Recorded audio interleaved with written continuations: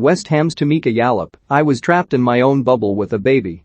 Few can say the pandemic came at a good time, but the Australia midfielder Tameka Yallop is one of the exceptions.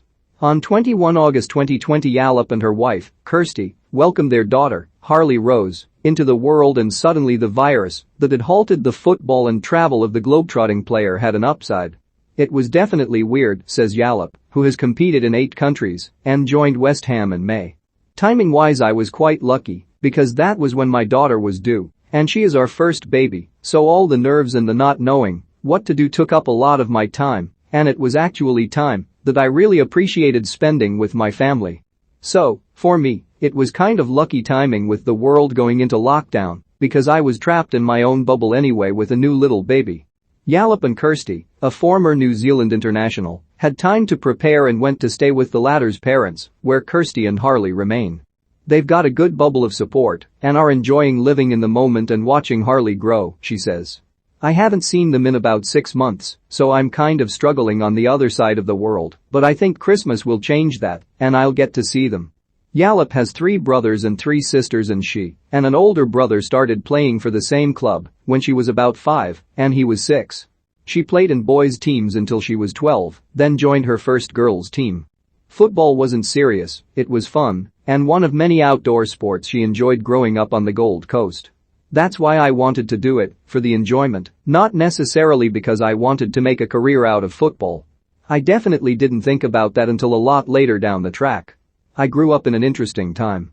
Women's football wasn't a professional sport in Australia, that's for sure, but there were some things that were starting to change and conversations that were becoming real.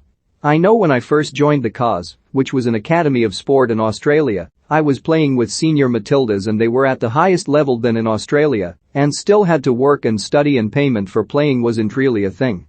That type of change didn't begin until Yallop was in her early 20s, she says.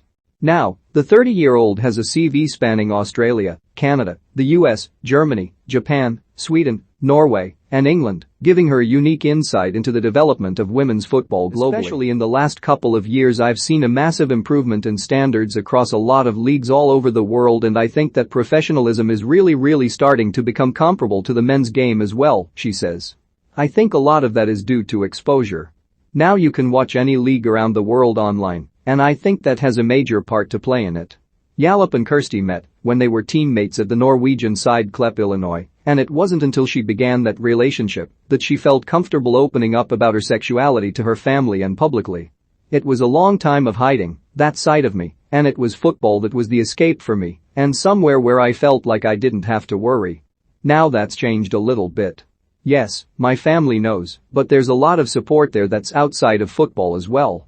These days, it is definitely easier to be yourself and not have to worry about that.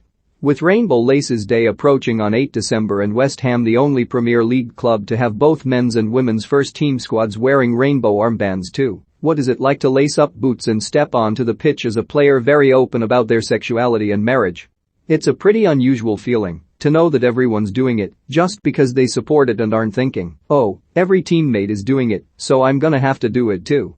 You don't get the feeling that that's driving it at all anymore. West Ham sit 5th with 3 wins, as many as they picked up across last season, and 3 draws from 8 games. Last December, the New Zealander Ollie Harder was recruited as manager from Klepp, Illinois to replace Matt Beard, and after avoiding relegation the team are thriving.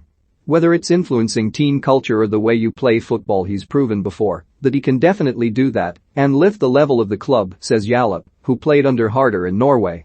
It's only the start of the season, so we do have to focus on the end game, but I think, if anyone is, he's definitely capable of getting us up there this season.